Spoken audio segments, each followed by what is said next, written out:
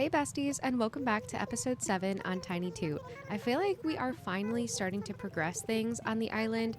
If you've been following the series, you know I've been taking things very, very slow, but I think we're actually getting closer and closer to unlocking 3 stars at this point. There are a few things that I've been doing kind of off camera just to try to make more money and like farm for materials that I just feel like are probably not super interesting for you guys. If you want to see more like long form content of me doing things like that, please let me know and I'd be more than happy to share it with you if it's something that you guys would enjoy watching. But I've just been cutting out those super long montages of me just hitting every single tree on my island for wood, you know? But I've been starting off every day trying to change my outfit because I just feel like that's something I never do. And I don't wear a lot of the in-game clothes typically because I'm always using custom designs. So I've been trying to challenge myself to make cute outfits with the items that I've managed to get so far. And then I've been checking my mail and then going back into my house and trying to move some things around. I feel like I've actually been doing quite a lot of decorating in my resident rep house, which is another thing that I don't typically do. I just feel like playing in this style is like causing me to play the game in a different way than what I normally do, and I'm just absolutely loving it. Immediately after coming out of my house, I ran into Clay, who is my least favorite villager on the island, but he's still pretty cute. And then I ran into Eugene. Eugene was our campsite villager, if you missed that episode. And this was my first time talking to him since he moved onto the island. He seems pretty happy here. I honestly really like Eugene. I think he's super cute.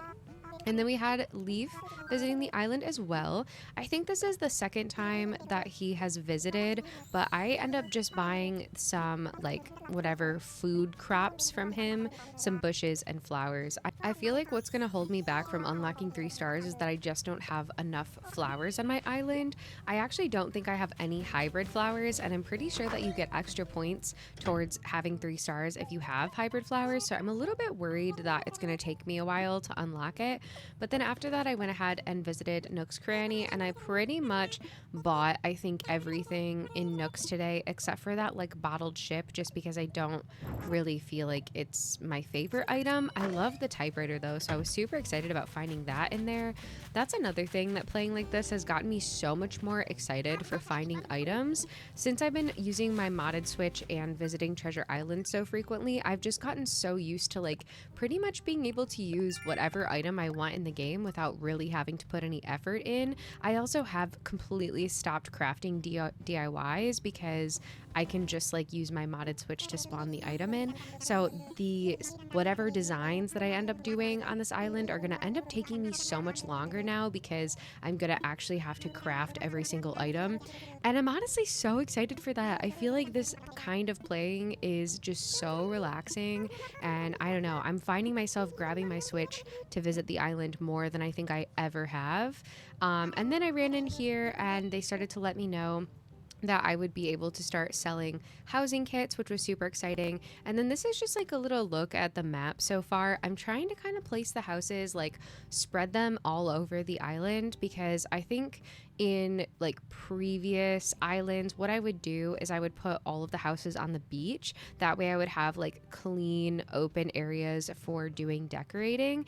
And since I'm going to be doing Normcore and taking the decorating really slow, I don't want to make the island like super empty and boring. Like I want all of the buildings to be spread around so that when I'm walking around, it's just a little more interesting. I feel like having all of the villagers on the beach just doesn't feel very fun to me. So I go ahead and put this house over here, and yeah, I'm just kind of trying to spread everything out, if that makes sense. I absolutely love the little dance that your character does after they place things. Ugh, it's literally so cute.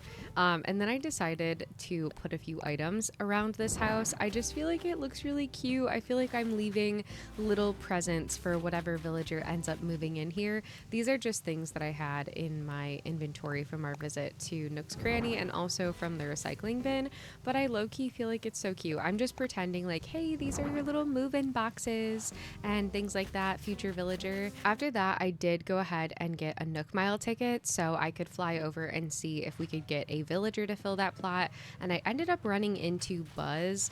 And I really did did actually think about taking him because I don't want to like use all of my Nook Miles to get Nook Miles tickets. So I considered it because I don't think he's an awful villager. But in the end, I decided that I didn't actually want him on the island. I feel like for some of these plots, I actually don't mind autofilling because I feel like the riskiness of it is kind of fun for me. I was really excited about getting a bamboo island, so I spent quite a lot of time farming all of the bamboo, hitting all of the rocks, picking up all of the seashells, looking for the DIY bottle. Like, I really tried to maximize everything I possibly could from this island. I'm kind of envisioning that in the future doing like a little tiny section on Tiny Toot that's all like bamboo and like maybe like loosely Japanese inspired, like maybe another Zen garden or something. I think could be really, really cute. I did decide to get one more Nook Mile ticket because I just didn't want to autofill so soon in getting all my villagers. And yeah, so here we are. Look at who we have. I literally could not believe that I found Bones on my second ticket. Bones is probably top 10 favorite Animal Crossing villagers, which honestly, I'm so curious. Who are your like top 3 villagers? I kind of feel like, let me think about this. Kiki is my number 1. I love her so much. B, the really cute dog with freckles, she is probably my number 2. Who's my number 3?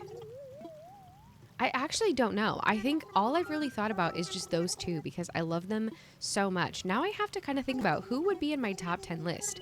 I really feel like Bones would make the cut. I really do. I think he's so cute. And now that we know who's moving onto the island, I decided to come here and just chop down the trees that are immediately in front of his house just to kind of give him, I don't know, like a little vibey kind of area. I just feel like it was a little too rustic. Like, how is he going to get to his front door if it's like forest, you know? So I'm just giving him a little bit of path, a little bit of space to move around. You know the vibe. I am so excited.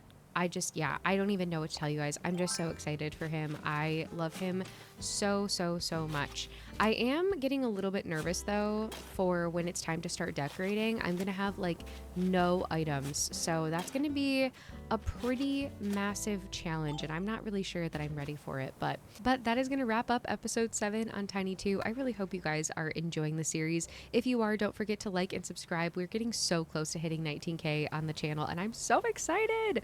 But thank you guys so much for watching as always, and I will catch you tomorrow for episode 8.